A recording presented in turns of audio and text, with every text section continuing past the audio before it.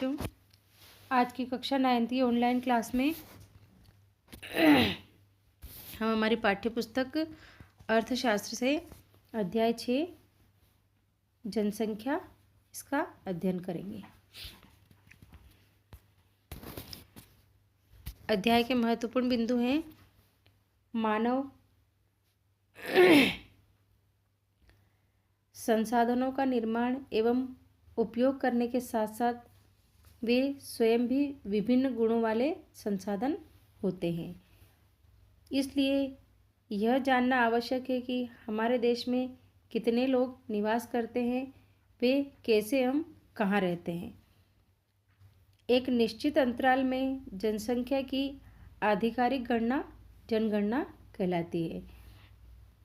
भारत में सर्वप्रथम जनगणना सन 1872 ईस्वी में की गई थी, परंतु सन 1881 में प्रथम बार एक संपूर्ण जनगणना की गई थी। उसी समय से प्रत्येक 10 वर्ष के बाद हमारे देश में जनगणना होती है।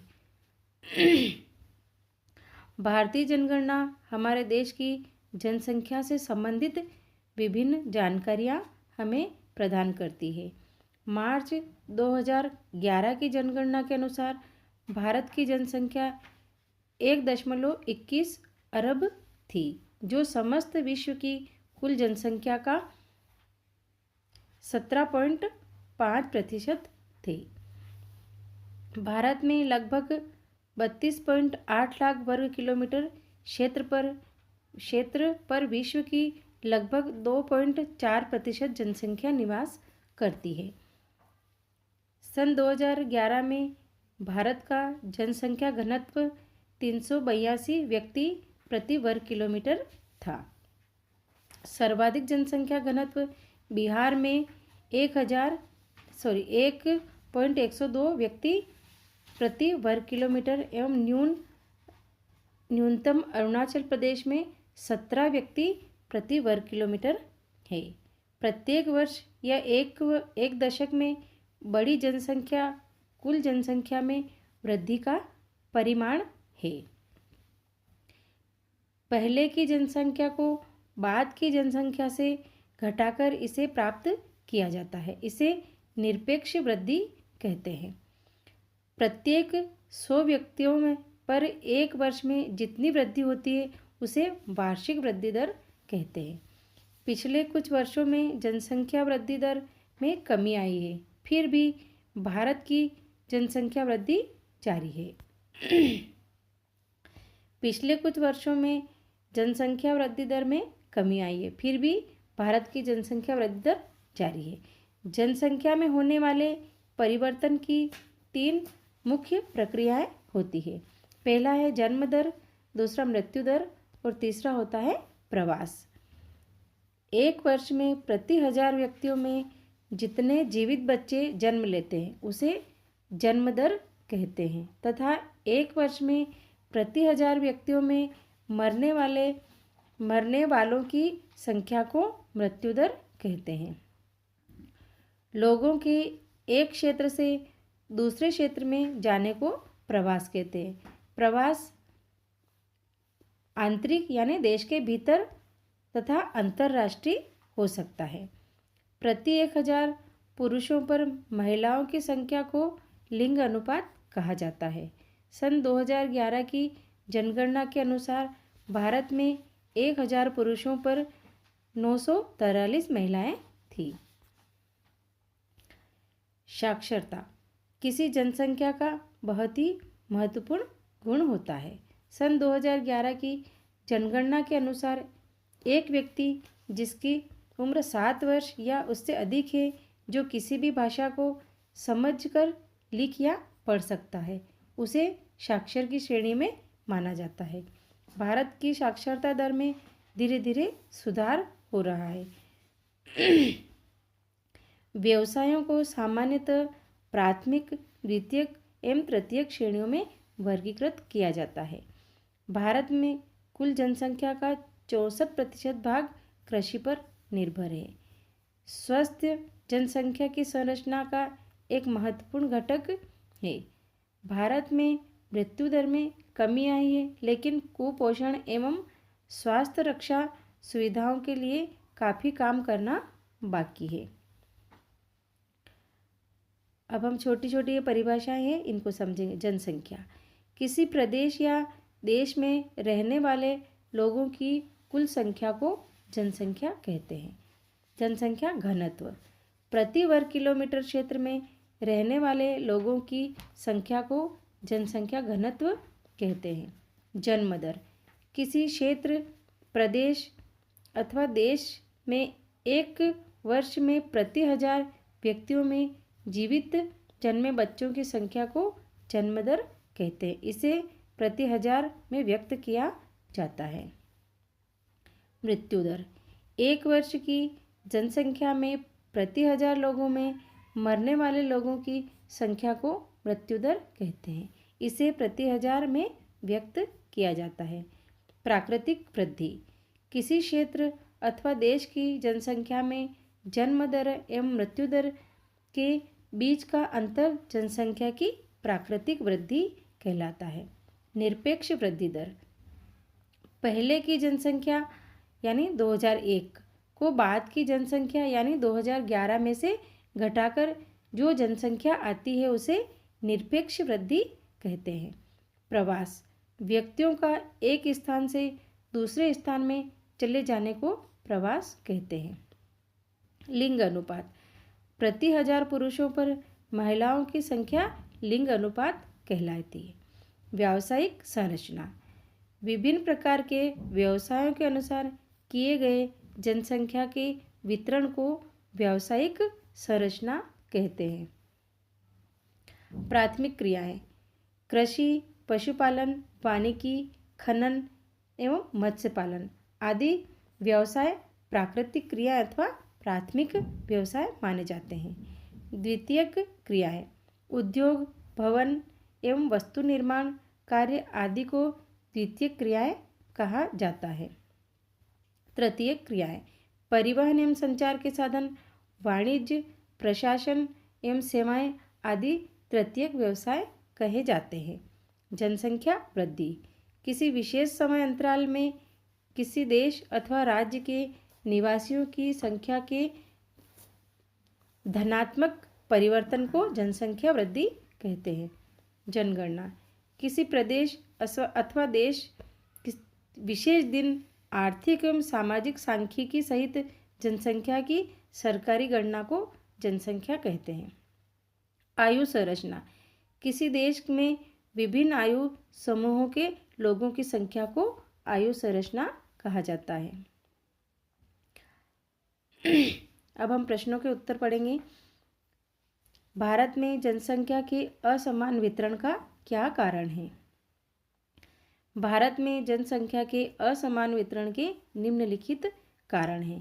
पहला है उच्चावच, पर्वतीय व पठारी क्षेत्रों में धरातल काफ़ी असमतल होता है, वहाँ कृषि के लिए भूमि उपलब्ध नहीं होती, यातायात की भी समस्या रहती, अतः विरल जनसंख्या मिलती है। जबकि मैदानी क्षेत्रों में धरातल समतल होता है, खेती के लिए पर्याप्त भूमि होती है और यातायात के साधन भी सरलता से उपलब्ध होते हैं। फलस्वरूप सघन जनसंख्या मिलती है, जैसे हिमालय पर्वतीय क्षेत्र एवं उत्तरी मैदान। मृदा, जलोढ़ एवं काली मृदा वाले क्षेत्रों में कृषि के लिए सर्वाधिक उपयुक्त होते हैं, अतः ऐसे क्षेत्रों में घनी जनसंख्या मिलती है। उत्तरी मैदान एवं डेल्टा क्षेत्रों की मिट्टी उपजाऊ है। तीसरा पॉइंट है जलवायु, अति विषम जलवायु वाले क्षेत्र लोगों के निवास के योग्य नहीं होते। बहुत कम एवं बहुत अधिक वर्षा वाले क्षेत्रों में सामान्यतया विरल जनसंख्या पाई जाती है। वन, उत्तरी पूर्वी भारत एवं देश के अन्य भागों में घने वने वाले क्षेत्रों में विरल जनसंख्या पाई जाती है। औद्योगिक क्षेत्र, औद्योगिक क्षेत्रों में जनसंख्या अधिक मिलती है। अति लघु उत्तर प्रश्न पढ़ेंगे।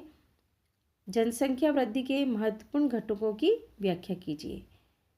जनसंख्या वृद्धि के अति महत्वपूर्ण 3 घटक हैं: जन्म दर, मृत्यु दर और प्रवास। जन्म दर 1 वर्ष में प्रति 1000 व्यक्तियों पर जन्मे जीवित बच्चे की संख्या को जन्म दर कहते हैं।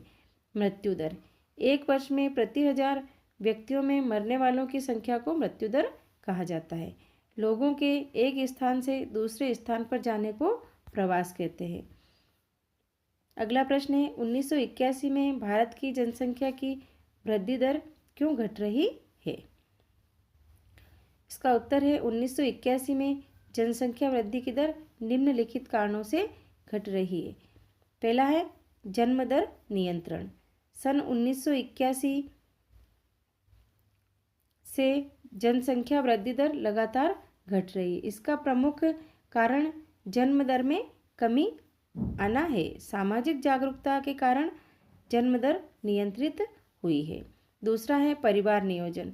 परिवार नियोजन कार्यक्रमों के प्रचार प्रसार के कारण ही जनसंख्या वृद्धि दर में कमी आई है। तीसरा आएगा साक्षरता। शिक्षा के प्रसार के कारण लोग अब समझने लगे हैं कि अधिक जनसंख्या देश एवं समाज के लिए विकास में बाधक है। अगला पॉइंट है स्वास्थ्य सेवाओं का विस्तार। स्वास्थ्य सेवाओं के विस्तार के कारण लोगों में अच्छे भविष्य के प्रति विश्वास जगा है, जिससे जन्म दर में कमी आई है। अगला प्रश्न, आयु संरचना, जन्म दर एवं मृत्यु दर को परिभाषित कीजिए। आयु संरचना पढ़ेंगे। आयु संरचना से तात्पर्य किसी देश के लोगों के विभिन्न वर्गों के अनुसार जनसंख्या को कई आयु समूहों में बांटना। भारत की जनसंख्या को 3 आयु वर्गों में बांटा जाता है। पहला क बच्चे 15 वर्ष से कम। दूसरा ख वयस्क 15 से 59 वर्ष।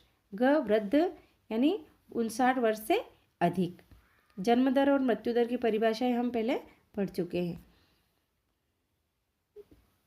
अगला है प्रवास जनसंख्या परिवर्तन का एक कारक है। इसका उत्तर है प्रवास जनसंख्या परिवर्तन का एक महत्वपूर्ण कारक है। प्रवास का अर्थ लोगों का एक क्षेत्र से दूसरे क्षेत्र में जाना। प्रवास 2 प्रकार का होता है, आंतरिक प्रवास और अंतर्देशीय प्रवास। आंतरिक प्रवास जनसंख्या के आकार में कोई परिवर्तन नहीं आता, किंतु यह देश के भीतर जनसंख्या वितरण को प्रभावित करता है। वास्तव में प्रवास जनसंख्या परिवर्तन का एक महत्वपूर्ण घटक माना जाता है। यह केवल जनसंख्या के आकार को ही प्रभावित नहीं करता, अपितु उम्र एवं लिंग की दृष्टि से नगरीय एवं ग्रामीण जनसंख्या की संरचना को भी परिवर्तित करता है। प्रवास की इस प्रक्रिया के कारण भारत के नगरों की जनसंख्या स्थायी रूप से बढ़ती जाती है।